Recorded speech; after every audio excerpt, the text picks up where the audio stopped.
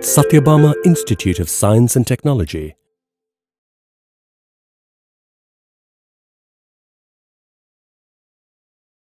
Good morning.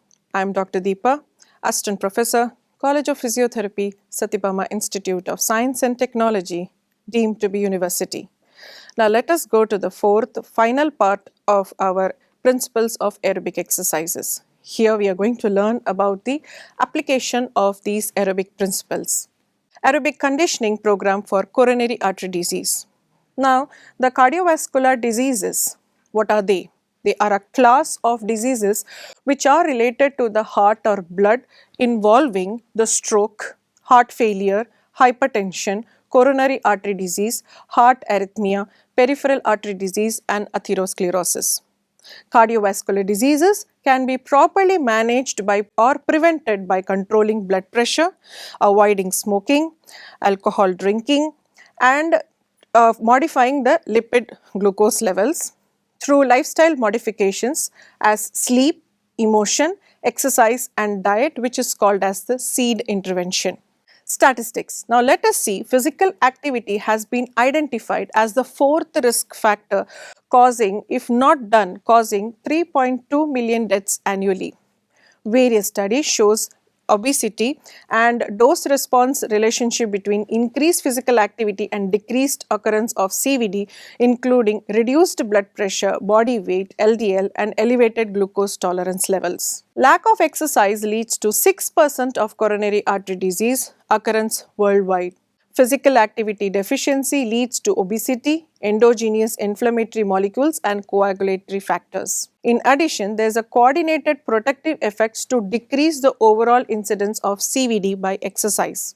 So having a healthy diet and avoiding smoking and keeping a regular physical activities are the three pieces of our advice given by the WHO to prevent CVD. Aerobic exercise. Aerobic exercise have a favorable effects on lipid metabolism, cardiac remodeling, post-myocardial infarction and heart failure, insulin resistance and endothelial function.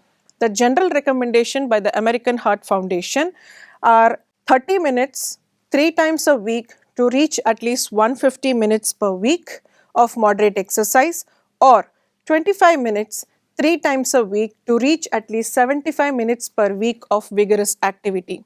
Other protocols can be managed. They will also be benefited if they divide the whole entire protocol to 10 to 15 minutes per day. Who wants to lower the heart risk and attack or stroke? 40 minutes of moderate to vigorous exercise intensity 3 to 4 times a week is recommended. An aerobic conditioning program. The inpatient phase occurs in hospital following stabilization of the patient's cardiovascular status after a myocardial infarction or a coronary bypass surgery. The length of stay may be limited to 3 to 5 days. So the first phase is the cardiac rehabilitation phase. The purpose of this phase is to initiate a risk factor education to the patient, address future modification of his lifestyle, initiate self-care activities progressing from sitting to standing from first to third days of post-event, provide an orthostatic challenge to the cardiovascular system of 3 to 5 days post-event, supervised ambulation. Ambulation is usually monitored by electrocardiogram as well as monitoring the heart rate, ventilation rate and blood pressure. Outpatient phase.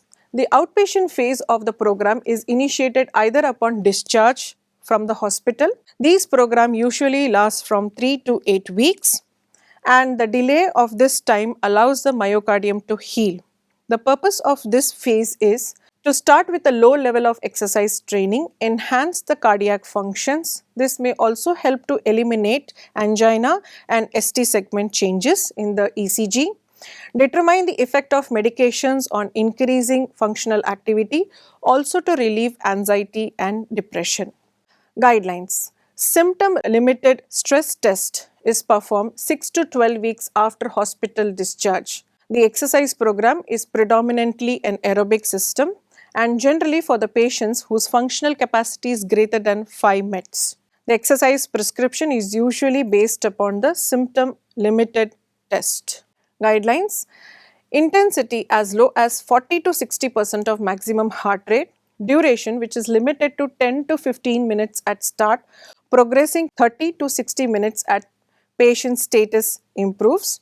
Frequency is 3 times per week. The mode of exercise is usually continuous as stationary biking or walking.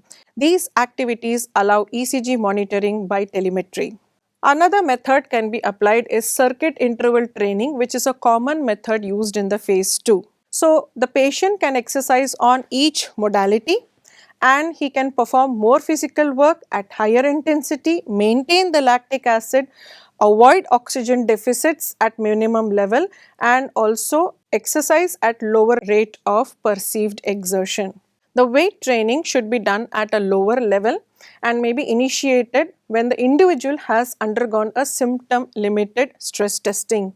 Resisted exercise should not produce any ischemic symptoms associated with as increase in heart rate or systolic blood pressure. Heart rate and blood pressure should be monitored periodically throughout the exercise sessions.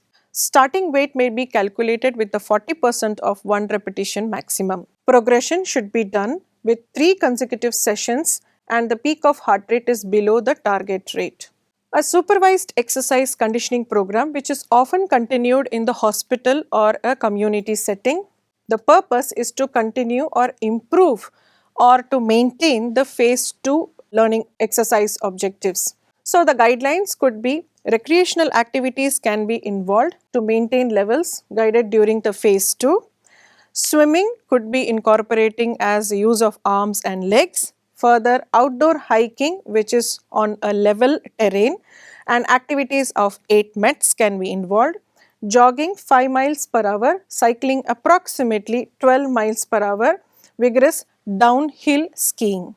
Adaptive changes. So, following a exercise protocol, the cardiovascular goes through a particular adaptation. Now, let us see what are they. Increased myocardial aerobic work capacity, increased maximum aerobic or functional capacity by predominantly widening the atriovenous oxygen, increased stroke volume by high intensity training of 6 to 12 months into training program, decreased myocardial demand for oxygen. Increased myocardial supply by the decreased heart rate and prolongation of diastole, increased tolerance to any giving activities without any angina occurring, significant lower heart rate at each submaximum workload and therefore a greater heart rate reserved is provided, improved psychological orientation. Now let us go into the aerobic conditioning program for conditioned individuals and the patient with chronic illness. Deconditioning. Deconditioned individuals, including those cardiac chronic illness and the elderly, may have major limitations in their functional activities and there is a reduced pulmonary and cardiovascular reserves which severely curb their ADL activities. Implication due to deconditioning. So we can see the reduced oxygen usage, reduced oxygen uptake and reduced cardiac output. Together they will reduce the work capacity. Other implications are decreased circulatory blood volume will lead to tachycardia, orthostatic hypotension, dizziness and episodes of syncope are being complained by the patients. Deconditioning can also result into thromboembolic episodes. So due to which there is a decrease in plasma membrane, plasma ratio, decrease in red blood cells and decrease in muscle strength will lead into a reduction in the lean body mass. The reversal of deconditioning. So when we are providing an intervention of exercise, an exercise program is being introduced. So the implications that we saw, there is a reversal of the deconditioning. So what are the reversals? We can see there is decrease in the resting heart rate, increased in the stroke volume or cardiac output or VO2 max or vital capacity. There is reversal of negative nitrogen. There is also increase in the levels of mitochondrial enzymes. Now, when we go into the exercise program regime, a therapist should always understand the impairments. Once he understands the impairments, he can plan for the goals. With the goals, he can report the outcomes. So now let us enlist what are the impairments. There are thromboembolic episodes, pneumonia, atelectasis, fractures, tachycardia, dizziness, orthostatic hypotension, a decrease in muscle strength, shortness of breath in climbing the staircase, decrease in work capacity in short limited distances, increased heart rate and BP responses, decrease in maximum rate pressure product tolerated with angina. So the goals that are being targeted are to increase the tolerance of the activities, to prevent atelectasis, fractures, arrhythmias, pneumonia, then decrease heart rate and blood pressure, increase in the maximum rate pressure product tolerated, decrease in the magnitude of the orthostatic hypotension response. So what are the outcomes we report to as? Improved pulmonary cardiovascular and metabolic response to various levels of exercises, and improve ability to complete the selected activities with appropriate heart rate and blood response to the exercise. Guidelines for initiating an aerobic exercise program for the deconditioned individuals and patients with chronic illness. Exercise heart rate to be recorded by the Caravan's formula. Then a program of activities that does not elicit cardiovascular response and give clear instructions to the patients. Initiate an educational program about the effort symptoms and exercise. Precautions being taken for the patients during the exercise regime. Monitoring the heart rate and modifications when there is indications. Now we will see the guidelines for progression of a aerobic training program. How to progress an exercise protocol. We determine the maximum heart rate by an ECG monitoring. The threshold stimulus is being identified about the patient for a response. Then we have to determine the determinants of the exercise protocol, that is the intensity, frequency, mode, duration that results in attaining the exercise heart rate and conditioning of the response. We also determine what type of mode of exercise we need to provide based on the individual's physical capabilities, and initiate an exercise program with patient, provide clear written instructions. So as we are there to the end of this session, we will summarize what we have seen.